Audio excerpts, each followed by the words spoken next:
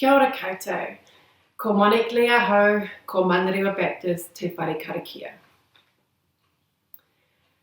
I grew up hiking for fun. We would make sandwiches and head off into the bush. You spend a long time under the canopy, seeing nothing much but the trees around you. You follow the path over a fallen log, avoiding the ferns with the spiders that are creeping and waiting to transfer to your shirt. Slop through the creek, but then you have these breathtaking moments when you top a hill and you get a view that somehow makes it all worth it. At the close of the day, those are the moments that make you smile. I've had a few moments like that in my life. I'm trucking along, doing what seems to be in front of me. Then God somehow gets me out of the bush canopy and I see something from a different perspective that changes me forever. Mick Duncan was my pastor, and he used to say to me in our catch-ups, "Moggs, I think you're a pastor." That's my nickname, Moggs. I always push back in horror. Me? I suffer from anxiety. I lack confidence. I'm emotional. I have friends who have been seriously burned out by doing this job. But despite the pushbacks, those conversations planted a seed. I was walking up that bush track slowly, beginning to emerge out onto the hilltop.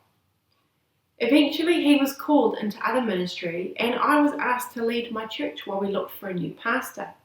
So I was on the phone to Johnny asking for a student placement to help us out. I was up north, I was on the top of a cliff looking out into the distance and I could see the poor nights. I remember it very clearly.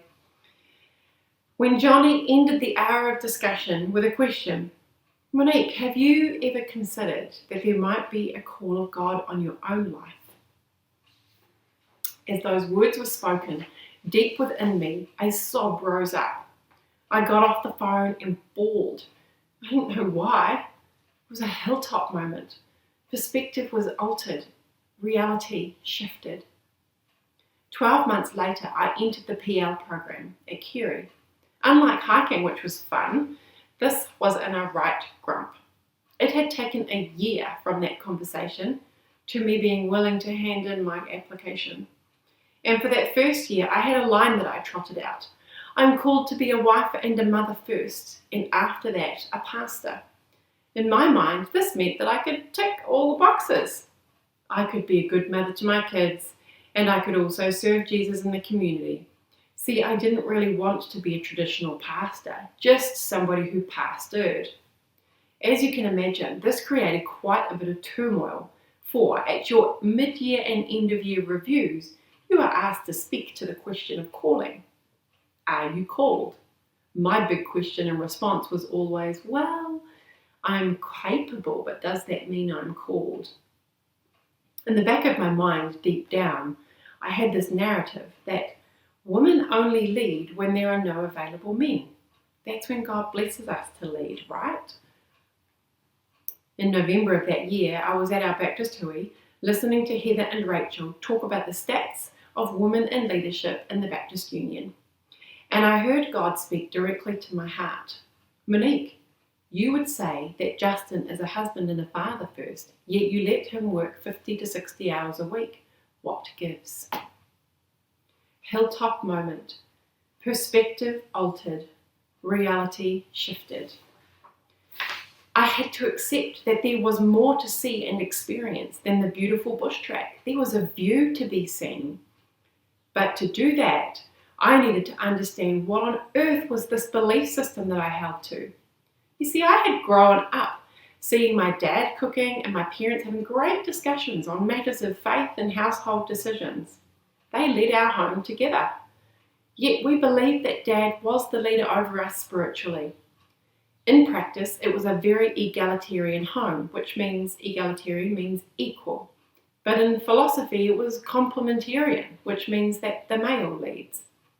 Ironically, I married a man who refused to be my leader and made me make my own decisions. I knew that my issue had never been that the patriarchy was against me. I loved the patriarchy. It had always provided space for me to be a strong-willed woman and had always encouraged me to lead. So I knew that I wasn't feminist. In fact, I frowned on those women who wanted to critique the way that the Bible had been written. Andrew Picard, one of my lecturers, pushed me towards feminist theologians, and slowly another hilltop moment arrived. It wasn't patriarchy that was my issue. It was kyriarchy. What is this kyriarchy? It's a term that a feminist theologian, Elizabeth Schussler-Fiorenza, coined. And this is how it's defined. It's quite a long description, so just hold with me. It's a social system or a set of connecting social systems built around domination, oppression, and submission. It helps to describe how a single individual might be oppressed in some relationships and yet privileged in others.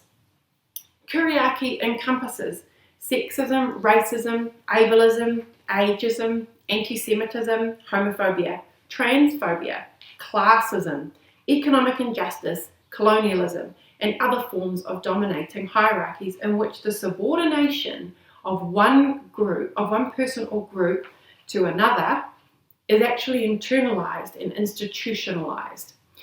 So to sum all of that up, me, as a white woman, is privileged due to my whiteness. There are doors that open for me that I don't even realize are different for somebody else. And at the same time, I also experience a bit of sexism where I would be oppressed. I mean, that's a strong word for my own life experience, but you get the picture. You can be in both camps, and that's what kyriarchy encompasses. And one step further, it's quite subconscious. It's a very much a part of the social thread.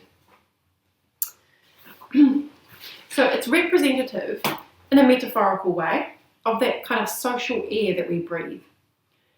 My son, who was 11 at the time, said to me one day, "Mum, I'm glad that I'm a boy. I would hate to have to stay home with the babies." I looked at him in utter horror. His life was and is filled with women who have a career. They're business owners, teachers, doctors, social workers. How did he get this idea? He himself was often left with his dad while I got some time out from him being about 4 days old. He had been raised in an egalitarian home. But when we look around us, we see the social norms, particularly within the church and within middle class. We see mums staying home and raising the babies. And we aren't that far from the generation who all did that. I hadn't taught my son that. The stale social air that he breathes had taught him that. I believe that the men who are championing women in their workplaces and in their churches and in their homes are doing an utterly brilliant job. There are plenty of good men who are doing their bit to dismantle the patriarchy. So my question is, are we women doing our bit? We know from research and from the experiences of those who have gone before us that often it is the woman in our lives who unwittingly, and yes, sometimes overtly, tell us that we can't lead.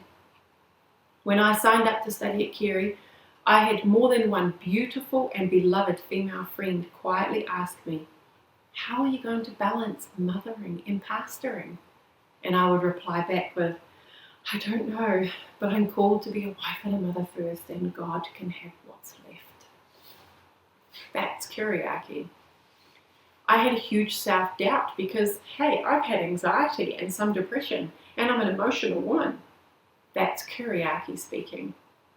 I felt guilty knowing that at contract negotiation time, I would be asking for the school holidays to be time off unpaid with my children. That guilt came from kyriarchy. In the church, we see it expressed in this idea of what an ideal pastor looks like. White, male, married, 3 kids. I know, maybe as I say this, you're horrified and think there's just no way that we think like that. But we do. I suddenly knew when our church put together a search team a few years ago, and questions of whether or not we would hire a female pastor arose, that I was not comfortable with a female pastor. And the reasons were, I am ashamed to say, well, women aren't really emotionally reliable.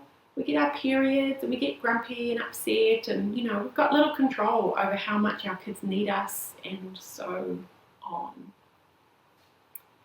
Now I see it around me frequently, where women expect other women to do the baking for the shared lunch. Women expect other women to be unable to do evening meetings due to putting the kids in bed. We extol men for far less than what we extol women.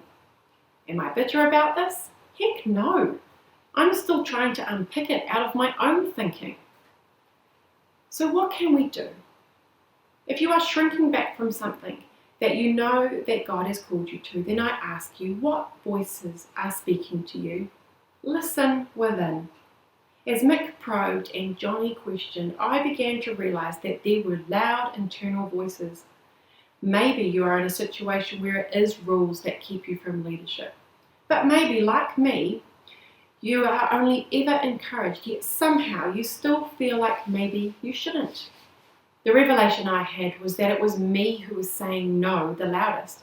I had to submit my deep, embedded way of thinking to Jesus and trust that it is Him that leads me. He takes me by the hand and leads me out onto that hilltop with that amazing view. If you are already in a position of leadership, there is something you can do too. Be the voice that yells yes to others when they are showing leadership potential.